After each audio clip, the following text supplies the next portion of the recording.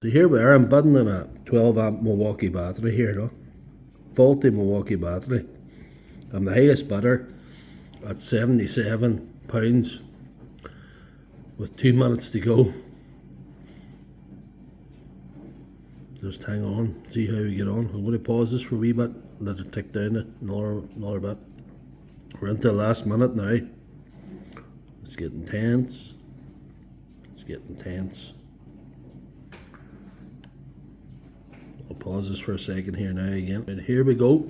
We're into the last 20 seconds now for the Milwaukee 12 amp faulty battery.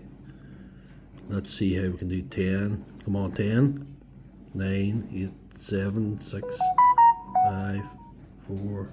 Come on. 3, 2. Oh, but yes. Oh, they're trying to say to you the winner is now like this. They can't tell me yet. Oh, this is tense.